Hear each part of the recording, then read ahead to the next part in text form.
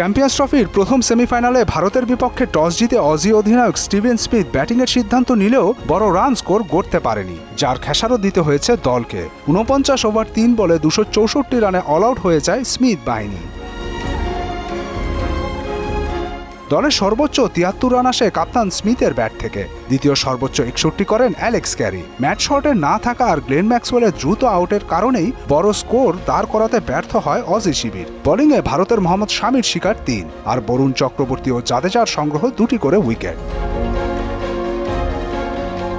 জবাবে ব্যাট করতে নেমে কাপ্তান রোহিত ২৮ ও শুভমান গিল ৮ রানে ফিরলেও হাল ধরেন বিরাট কোহলি। অবদান রাখেন শ্রেয়াস আয়ার ও কেএল রাহুলও। কোহলি ৮৪ রানের ইনিংস করে রেকর্ড করেন। বিশ্বকাপ ও চ্যাম্পিয়ন্স ট্রফি মিলিয়ে আইসিসি ওয়ানডে ইভেন্টে রান তাড়া করতে নেমে সর্বোচ্চ ১১ বার ৫০ পেরোনোর ইনিংসের কীর্তি গড়েন বিরাট কোহলি। ভেঙে ফেলেন সাকিব আল হাসান ও ওয়েস্ট ইন্ডিজের শিব নারায়ণ চন্দরপলের ১০ বার ৫০ পেরোনের রেকর্ড।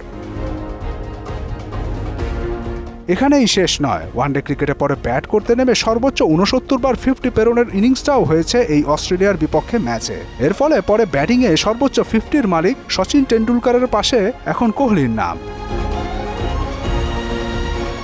অস্ট্রেলিয়ার বিপক্ষে ম্যাচটিতে ১১ বল বাকি থাকতে ৪ উইকেট হাতে রেখে জয়ে পৌঁছে যায় টিম ইন্ডিয়া। ম্যাচ সেরা হন কোহলি। বিদায় হয় ৬ বারের বিশ্ব চ্যাম্পিয়নদের।